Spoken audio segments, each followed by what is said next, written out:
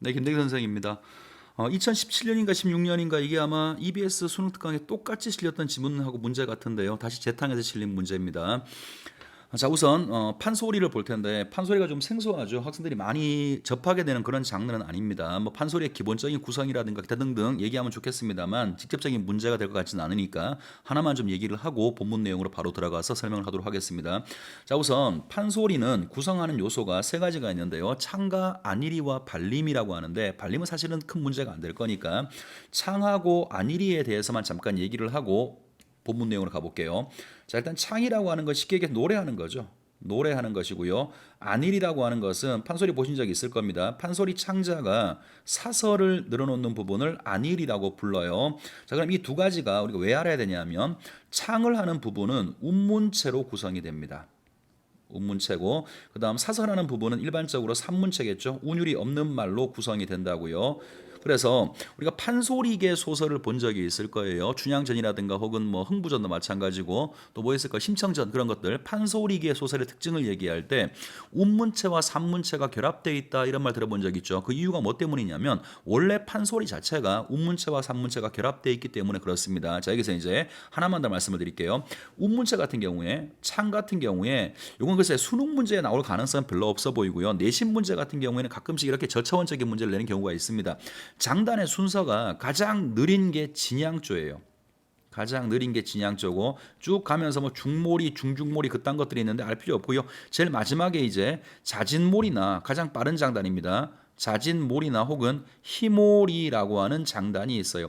뭐 중간 장르는 사실은 중간 장단은 전혀 문제가 될 것 같지 않으니까 그건 굳이 알 필요 없고요. 가장 느린 거하고 가장 빠른 거 정도는 기억을 해두면 좋겠어요. 왜냐하면 이건 우리가 예측할 수 있거든요. 진양조 같은 경우에는 언제 쓰이는 거냐면 애상적인 부분에서 가장 슬픈 내용들 그런 건 얘기를 할 때는 진양조를 쓰고요. 그 다음에 자진몰이하고 희몰이 같은 경우에는 클라이막스 절정 부분에 나오거나 아니면은 뭔가를 확 열거할 때 그럴 때 나오는 거라서 내신 시험 같은 경우에 장단이 나오고 그 위에 원래 진양 쪽 그렇게 장단 들어갈 부분에다가 빵꾸를 뚫어놓고요. 여기에 어울리는 장단이 뭐냐고 물어보는 그따위 문제를 내는 경우들이 있어요. 그래서 일단 한번 알아두라고 말씀을 드리는 것이고요. 마찬가지로 지문을 보시면서 지문 가운데에서 진양이나 혹은 자진몰이, 희몰이가 나왔을 경우에는 좀 눈여겨서 봐둘 필요가 있지 않을까 싶습니다. 자, 그러면 본문 내용으로 들어가서 설명을 드리도록 할게요.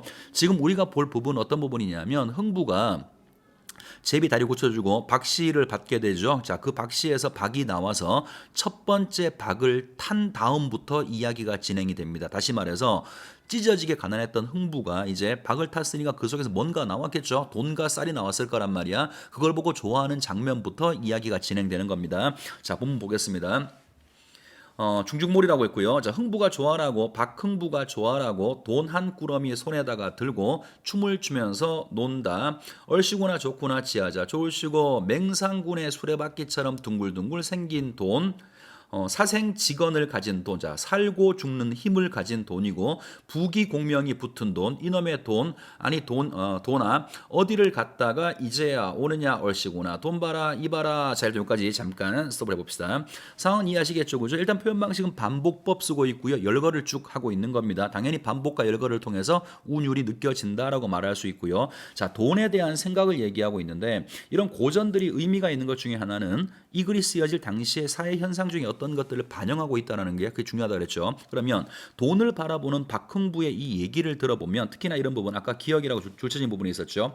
사생직언 살고 죽는 힘을 가진 돈이라고 말했어요. 그죠? 그러니까 돈이라고 하는 것이 이전 시기에 비해서 얼마나 중요한지 사람들이 인식하게 되었다라는 말이죠. 그만큼 돈의 힘도 세졌고요. 조선 전기에는 돈이 중요한 게 아니라 뭐가 중요했어요? 신분이 중요했었죠. 관념적 가치가 중요했는데 조선 후기가 되면서부터는 민중들의 삶에까지도 돈이라고 하는 실질적인 어떤 것이 필요한 그런 상황이 됐단 말이에요. 자, 이 말 한번 정리해 보겠습니다. 이때부터 이 글이 쓰여질 이 당시부터 근대적 어떤 자본주의 의식이 서서히 싹트기 시작했다라는 것을 알 수가 있고 그만큼 돈의 힘이 강해졌다라는 사실을 우리가 짐작을 해볼 수가 있죠. 자, 그다음 보겠습니다. 큰 자식아 건너마을 건너가서 너의 큰아버지가 누구예요? 놀부죠, 그죠? 너의 큰아버지 오시라고 해라. 경사를 보아도 형제지간에 보자. 흥부의 일반적인 캐릭터죠. 형제간의 우애를 보여주는 그런 모습이 하나 나왔고요. 자, 얼씨구나 절씨구 엊그제까지 이제 자기 신세 얘기합니다. 얼씨구나 절씨구 엊그제까지 박홍보가 문전 걸식을 일삼았는데 거지였단 말이죠. 엊그제까지는 먹을 게 없어서 거지였는데 오늘날 부자가 되어서 석숭이를 부러워하랴. 자, 이제 이 글 속에 이런 거 되게 많이 나올 텐데 고사 속에 등장하는 사람들이에요. 이 사람들이 다 알 수가 없어요. 다 알 수가 없으니까 문맥을 통해서 짐작해 볼 수밖에 없는데 석숭이가 아마 굉장히 큰 부자였을 겁니다. 그래서 내가 지금 돈이 있으니까 이런 부자였던 석숭이를 부러워하랴. 도주공 마찬가지일 거예요. 또 부자겠죠? 도주공이를 부러워하랴. 불쌍하고 가련한 사람들아. 여기까지는 이제 나는 되게 좋다 얘기했고요. 불쌍하고 가련한 사람들아 우리 집을 찾아오소. 나도 오늘부터 기면을 줄란다. 이제 사람들도 도와준다라고 얘기하고 있죠. 얼씨구나 절씨구 얼씨구나 절씨구 지화자 좋네. 이런 경사가 또 있나. 자, 내용은 별거 없습니다. 첫 번째 박에서 나온 물건 돈을 보고 좋아하는 흥부의 모습이 드러나 있습니다. 자, 다음으로 갈게요. 그 다음에 안일입니다. 이거는 사설이죠. 말로 하는 부분이고요. 자, 한참 좋아라고 절구대 춤을 추었 껐다. 여보시오 마누라 우리 굶주리던 속에 쌀 본 김에 밥이나 좀 해 먹읍시다. 아, 우리 건속이 몇이제? 자, 건속이 가족이죠. 우리 가족이 딸린 가족이 몇이나 되제? 내가 자식 놈들이 어찌 많던지 몇 놈이 될 줄을 모르겠어. 자, 이런 것들을 보면 설마 자식을 모를 리가 없겠죠. 아마 이제 평민문학에서 흔하게 보이는 해악성을 부여하기 위해서 자식이 너무 많아서 자식도 못 살겠다 한번 과장해서 해악성을 부여하는 것 같고요. 자, 가만히 있자. 아리롱이, 다리롱이, 거맹이, 노랭이, 백산이. 자, 이제 자식의 이름들을 쭉 열거하는데요. 자, 그다음 보시면 이 흥부가 아들 이름을 짓는데 개 이름으로 전부 지었겠다. 역시 이런 것도 해악성을 부여하는 장치 가운데 하나라고 볼 수 있겠죠. 자, 가만히 있거나 세보자. 옳지. 자식이 9, 우리 내외 합하니 11로구나. 굶던 속에 한 사람 앞에 쌀 한 섬씩 못 먹겠는가? 쌀 11섬만 밥을 해라. 자, 밥을 이렇게 많이 하라고 합니다. 또 역시 과장하는 거죠. 그죠? 과장하는 거고, 해악성을 부여한다고 말할 수 있고요. 저 반대로 말하면 쌀을 본 게 이렇게 원수가 돼서 배가 얼마나 고팠으면 쌀을 보자마자 있는 대로 식구 한 사람당 한 섬씩 지으라고 하는 것이니까 흥부의 삶이 굉장히 힘들었음을 또 간접적으로 알 수 있는 그런 부분 중에 하나가 될 겁니다. 자, 밥을 해제껴 놓은 것이 단마지기 거름 무더기보다 더 크겠다. 역시 과장이고요. 흥부가 지혜가 있는 사람이라 자식 놈들 굶주리던 속에 함부로 밥을 먹다 탈이 날까 싶어서 밥 0을 내리는데, 자, 밥 0은 뭐냐면 명령이에요. 내가 밥을 먹으라고 허락하면 밥을 먹으라는 거죠. 자, 그리고 지금 이제 보시면 판소리 창자가 청중들한테 들려주는 이야기죠. 그죠? 이런 부분들 있죠. 흥부가 원래 지혜가 있는 사람이다. 자, 인물에 대해 평가하고 있는 거죠. 나중에 이제 이런 것들이 판소리계 소설이 되면 서술자의 개입으로 글 속에 들어가게 되는 겁니다. 자, 어쨌든 밥 0을 내린답니다. 너희놈들 내 영전에 내 명령이 있기 전에 밥을 먹었다가는 밥으로 목을 베리라. 또 역시 일종의 언어 유희라고 볼 수 있겠죠. 그죠? 요 단어에다가 밥이 아니라 칼이 들어가야 될 텐데 단어를 사용해서 말 장난치는 거니까 일종의 이것도 언어 유희라고 볼 수가 있습니다. 자, 해놓으니까 그래도 자식놈들이 자기 아버지 영을 꼭 지켰던가 내 그저 왼통 철안 나가듯이 하려고 갑자기 튀어나가려고 그냥 팍 쭈그리고 앉아서 자기 아버지 영 내릴 때까지 기다리고 있을 적에 너희놈들 숨 쉬어가면서 밥 먹어라. 드디어 영이 떨어진 겁니다. 하니까 왼통 철안 나가듯 갑자기 튀어나가면서 웽 소리만 났지 자식놈들은 하나도 없어졌겠다. 이놈들이 다 어디로 도망갔을까? 이놈들이 자, 또 역시 보세요. 완전 가장입니다. 이놈들이 그냥 어떻게 세게 갔던지 밥 속으로 가서 푹 박혀가지고 속에서 벌레겠죠? 벌레가 그저 나무 좀 먹듯이 먹고 나오는데 참 자식놈들 밥 먹는 거 기가 막히게 먹는구나. 자, 역시 이런 것도 보면 완전 가장이에요. 그죠? 자, 얼마나 배가 고팠고 밥이 급했으면 밥 속으로 들어가서 벌레처럼 먹는답니다. 자, 그 다음 보시면 여보게 마누라 내 평생의 원이니까 나도 그 깨를 몽땅 벗고 나도 밥 속으로 가서 폭 파묻혀서 먹어볼라요. 그러니까 자식놈들을 혼내는 게 아니라 예의 범절을 지키지 않는다고 혼내는 게 아니라 자기도 그렇게 먹어보고 싶다라고 바꾸고 얘기합니다. 그러니까 마누라가 아이고 영감 그러면 나도 그럴라요. 이 사람아 자네가 남녀가 유별한데 자 이런 것들은 봉건적 가치관이죠. 남녀가 유별한데 행여라도 그렇게 하면 못 쓰는 것이니 자네는 여기서 밥 먹는 구경이나 하고 조금씩 먹소. 자 이런 걸 보면요. 아까 선생님이 봉건적 가치관이라고 얘기했는데 이 말은 충분히 이해하셨을 거고요. 흥부의 캐릭터 중에 하나가 또 뭐가 나오냐면요. 다소 좀 뭐랄까 가부장적 태도를 보인다라고 볼 수 있죠. 이제 흥부가 어떤 캐릭터의 인물인지를 얘기할 때 가장 일반적으로 하는 말이 몰락한 양반이라고 얘기를 한단 말이에요. 그러니까 아무래도 이게 지금 후기가 되긴 했지만 양반들이 보여줬던 그런 곤조 같은 것들을 또 이런 걸 통해서 보여주고 있는 것 같아요. 흥부의 가부장적 태도가 나왔고요. 자, 그 다음 또 흥부가 밥을 먹는데 그냥 먹는 것이 아니라 밥을 똘똘 뭉쳐가지고 훅 어깨 너머로 던져가지고 두꺼비가 파리 잡듯이 딸깍딸깍 받아 먹는다. 밥 먹는데 무슨 박자가 있으랴마는 그 밥 먹는 데에도 희모리로 달아놓고 밥을 먹어보겠다. 자, 흥부가 밥을 먹는 모습도 마찬가지로 또 웃기게 표현했잖아요. 계속 해악성을 부여하고 있는 겁니다. 자, 이제 희모리네요. 그죠? 희모리. 아까 선생님이 다른 건 몰라도 진양하고 자진몰이 희몰이는 좀 봐두라 그랬죠. 그죠? 요거는 이제 전 단계에서 이미 흥부가 밥 먹는 모습을 급하게 밥 먹는 모습 아마 이제 이게 창이니까 사람들 앞에서 직접 공연을 했겠죠. 이제 이걸 보고 있던 사람들 또 역시 배고픈 사람들이었을 텐데 이 모습을 보고 가장 좋아했을 거예요. 그러니까 그 부분에 가장 힘을 줘가지고 재밌게 지금 희몰이로 이야기를 전개하고 있는 겁니다. 자, 흥부가 좋아라고 밥을 먹는다. 흥부가 좋아라고 그 밥을 먹는다. 흥부가 좋아라고 밥을 먹는다. 똘똘 뭉쳐갖고 던져놓고 받아먹고 던져놓고 받아먹고 받아먹고 던져놓고 받아먹고 던져놓고 받아먹고 던져놓고 받아먹고 똘똘 뭉쳐갖고 던져놓고 받아먹고 던져놓고 받아먹고 던져놓고 받아먹고 던져놓고 받아먹고 자 계속 반복을 통해서 흥부가 밥을 먹는 모습들을 제시하고 있고요. 자 어찌 밥을 많이 먹어놨던지 밥이 목구멍까지 차가지고 정신이 없고 눈을 뒤집어 까고 흥부가 죽게 되었구나. 흥부 마누라가 밥을 먹다가 가만히 보니까 자기 영감이 죽게 되었는데 흥부 마누라가 놀래가지고 와서 아이고 영감 밥 먹다가 죽다니 이런 일이 어디 있어 어라 아직도 내가 밥을 먹으려면 4살 석섬을 더 먹겠구나. 자 지금 상황 이해하시겠죠 그죠? 흥부가 밥 먹다가 밥을 너무 많이 먹었어. 그래서 지금 숨도 못 쉬는 상황에서 아내가 걱정하는 장면이고요. 자 그 다음에 이번엔 안일이죠 그죠? 다시 또 이제 사설이 시작됩니다. 흥부 자식들이 어라 여기 지금 보면 A라고 묶여있죠. 고3이니까 이제 문제 풀다가 눈치 까셔야 돼요. 이렇게 뭔가 지문 중에 묶여있는 부분은 나오는 건 둘 중에 하나일 거예요. 하나는 가장 일반적인 건 글 내용이고 두 번째는 등장인물이 대화가 있다면 말하기 방식 많이 물어보겠죠. 아니면은 눈에 띄는 표현 방식이 있다면 표현 방식을 물어볼 테니까 다른 부분보다는 조금 집중해서 보셔야 될 겁니다. 자 볼게요. 흥부 자식들이 밥 먹느라고 자기 아버지가 죽는 꼴도 못 보겠다. 이때 흥부 큰아들 놈이 썩 들어오면서 제끼밥 먹듯 하겠다. 자 밥판이 어떻게 되어서 자 밥 잘 먹고 있어 이렇게 물어보는 거죠. 그러니까 자 아이고 이 녀석아 밥이고 뭐고 너그 아버지 죽는다. 밥 먹다가 죽은 게 자 요 말을 좀 보세요.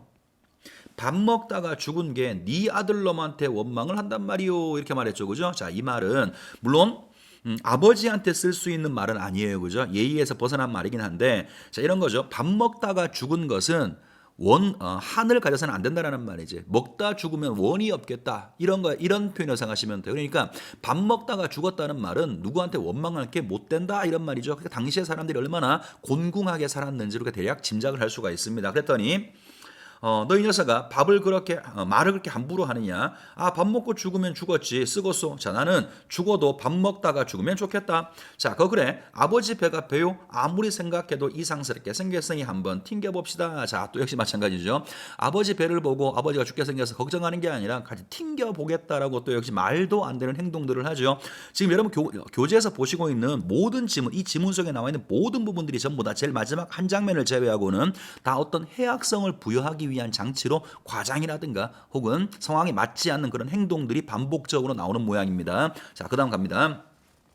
탁 튕겨 놓으니까 어떻게 밥을 먹어놨던지 뱃가죽이 장구 가죽이 되어갖고 땡그랑 소리가 나게 밥을 먹었던가 보더라. 배꼽에 있는 때가 녹두 알맹이 그저 똘똘 뭉쳐서 나가는데 핑기쳐 나가는 소리가 팽팽 소리가 나고 땡그렁 소리가 나는 뒤 기가 막혔겠다. 설마 그럴 리가 없겠죠. 계속 과장하는 겁니다. 흥부 자식들이 밥을 먹다가 땡그랑 소리에 깜짝 놀라가지고 우 달려들어서 이놈이 땡그랑 튕기고 저놈이 튕겨서 땡그랑 땡그랑 땡그랑 땡그랑 땡그랑 장단이 맞게 되었겠다. 흥부 자식들이 어떻게 좋던지 여 배를 누르면서 꾹 누르는 것이 이때 흥부가 어디 살았는고 하면 자 이제 요 부분은 다시 서술자가 개입해 가지고요. 요 부분하고 좀 관련 없는 그 이야기 부연 설명을 해주는 부분이에요. 자 지금 승부가 배가 불어서 누워 있고 자식들이 와가지고 아버지 배를 누를 때만 소리가 나, 그제? 그게 재밌어가지고 계속 누르고 있는 그런 상황인 거죠. 그때 이 흥부가 어디 살았는가 하면 팔량치 제 밑에 살았겠다. 똥줄기가 자 이제 이런 얘기겠네. 배를 누르니까 밥 많이 먹었단 말이야. 흥부 똥꼬에서 똥이 이제 발사가 되는 모양입니다. 똥줄기가 운봉연제로 자 고개로 그냥 넘어 달아오니까 그 농군들이 논에서 일을 하다가 무지개살이 그저 붉은 스님이 넘어오니까 어떻게 놀래놨던지 황룡 올라가나 황룡이 누런 용이겠죠, 그죠? 결국은 뭐예요? 흥부의 똥이지. 흥부의 똥이 워낙에 많이 날아가니까 일하던 농부들은 그게 용이 올라가는 거라고 생각을 해요. 항용 올라가나 하고 전부 절을 했다랍니다. 그래서 그 애가 운봉 시절은 그냥 몇 해 만에 풍년이 들어갔고 잘 되었제. 이건 잠시 동안 소리하는 선생 잠시 재담이었다. 요거는 이제 창자가 판소리 창자가 그 내용과 별로 관련성이 없는 부연적인 설명을 해주고 있는 거죠. 물론 재미를 더하기 위한 거라고 볼 수가 있을 것 같아요. 자 흥부가 좋아라고 둘째 통을 들어놓고 잘 타는 뒤 자 이제 밥 시컷 먹고 두 번째 통을 탑니다. 그런데 보세요. 진양조라고 되어 있죠. 조금 이상해요. 당연히 이제 내용이 흘러가는 걸 보면 첫 번째 돈하고 쌀 나왔고 두 번째 우리 예상하다시피 뭔가 좋은 게 나올 거 아니야, 그지? 당연히 기쁜 마음으로 희몰이나 아니면 자진몰이가 나와야 될 것 같은데 이상하게 슬플 때 애상적인 내용을 진술할 때 나오는 진양조가 나온단 말이에요. 조금 눈여겨서 봐둘 필요가 있습니다. 자 그다음 갑니다. 시리렁 시르건 톱질이로구나. 에이고 담그어라. 시르르 시르르 시르건 시르르 톱질이야. 이 박 타는 거로 아무것도 나오지 말고 은금보화가 나오너라.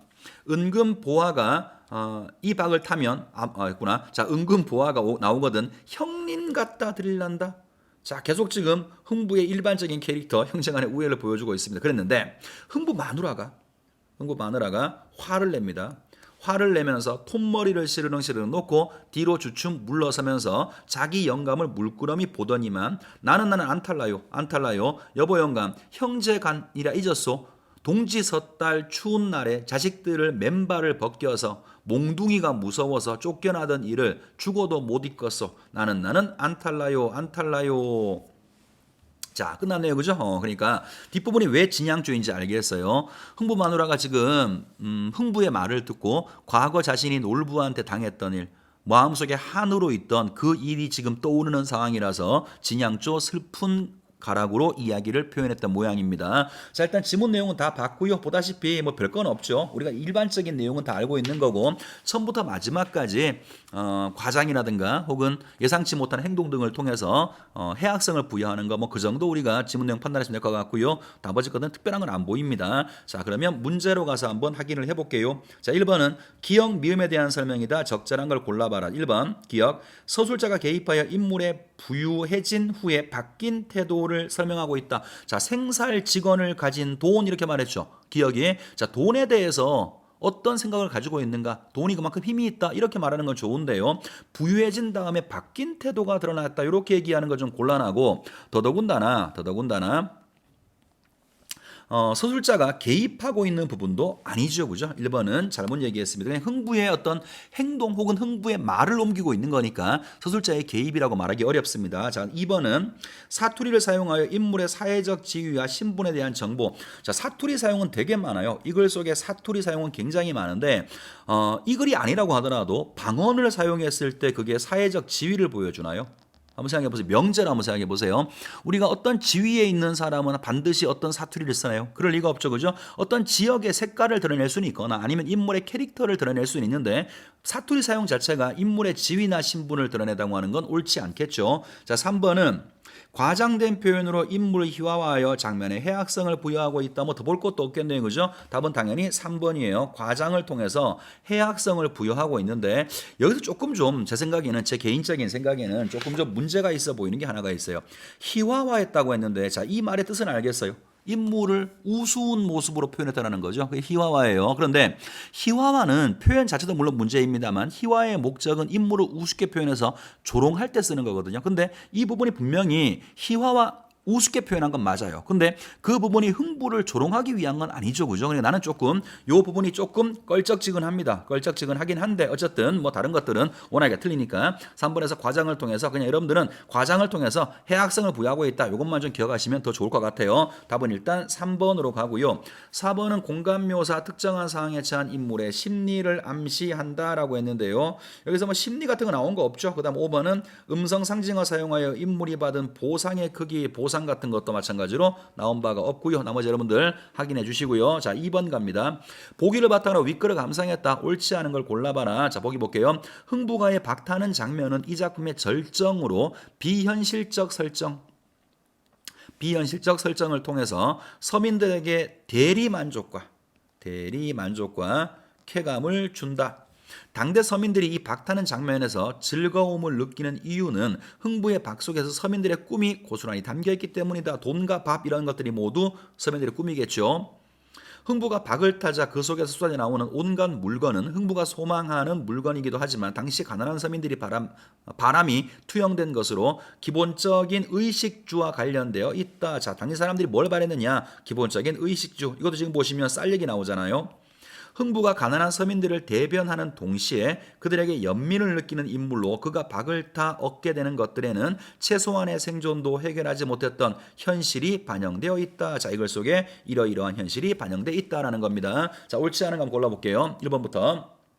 자, 1번은 흥부가 돈 한 꾸러미를 손에다가 들고 춤을 추는 장면을 보며 서민들은 자신들의 소망이 이루어진 것처럼 대리만족 느꼈을 거야. 보기에 나왔고요. 2번 엊그제까지 박흥부가 문전 걸식 일삼던 일을 통해서 흥부가 가난한 서민들의 삶을 대변하는 인물 역시 이것도 지문 속에 나왔고요. 그 내용을 보더라도 엊그제까지는 밥도 못 먹던 사람이었으니까 가난한 서민 중에 한 명이었다는 걸 알 수 있고요. 자, 3번은 불쌍하고 가련한 사람들아 우리 집을 찾아오면 이걸 통해서 흥부가 가난한 서민들에게 동병상련, 연민의 마음이죠. 같은 처지의 연민의 마음을 가지고 있음을 확인할 수 있다. 4번 우리 굶주리던 속에 쌀 본 김에 밥이나 좀 해먹읍시다를 통해서 최소한의 먹을거리도 해결하지 못하고 궁핍한 서민들의 모습, 자, 항상 굶주렸다라고 얘기했죠. 그죠? 4번도 확인할 수 있고. 그럼 5번이겠네.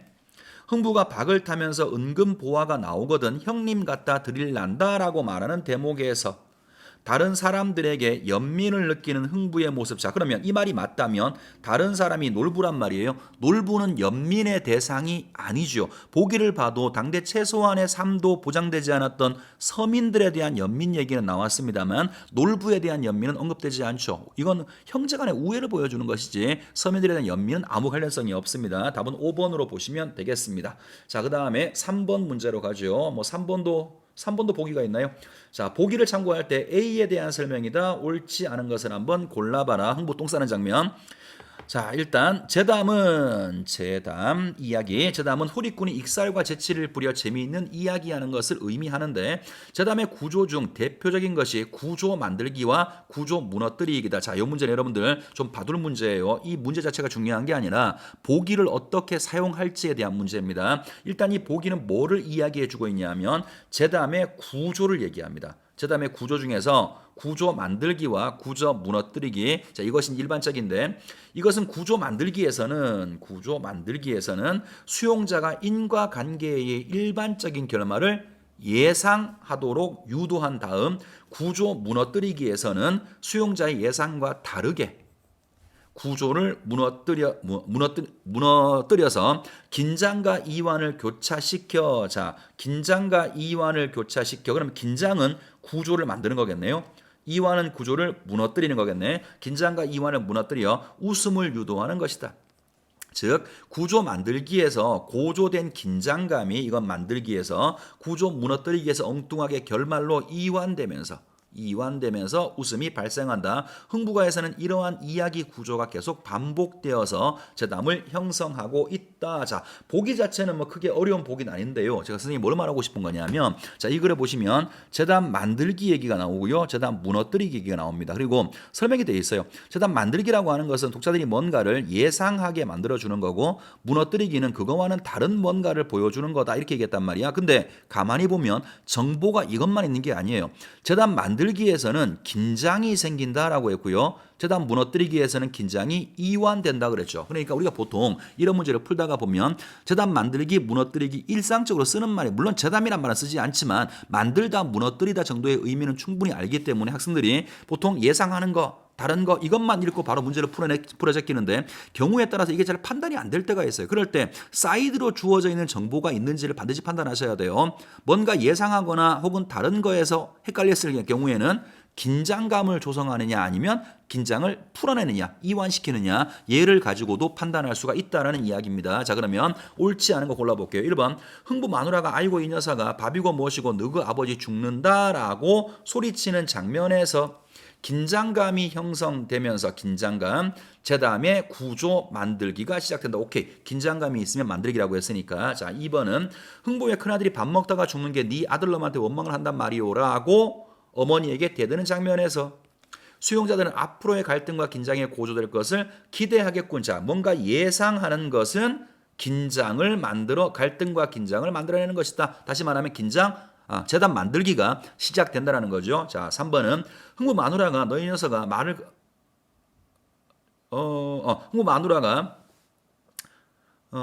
말을 그렇게 함부로 하느냐라고 큰아들에게 호통치는 장면은 긴장감을 더욱더 고조하면서 간객에 의해 결말을 예상하도록, 긴장감이 만들어지는 건 구조 만들기였고요. 구조 만들기의 개념 중에 하나가 예상하도록 만드는 거였죠. 뭐 3번까지 다 별 문제가 없네요. 자, 4번으로 갑니다. 흥부 자식들이 흥부의 백가죽을 튕기자 땡그렁 소리가 나고 배꼽의 때가 팽팽 튕기는 장면은 구조 무너뜨리기로 그동안의 긴장감이 이완되면서 웃음이 유발되는 것.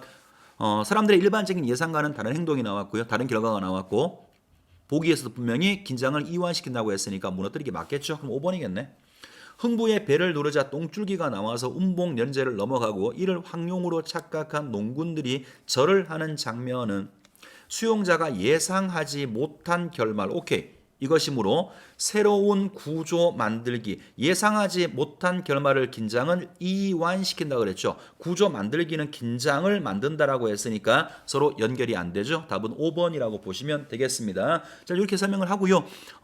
조금 이제 어렵진 않습니다만 생소한 부분들이 조금 있을 거예요. 그래서 자주 보시고 익숙하게 봐주시면 좋겠습니다. 자, 수고 많았습니다.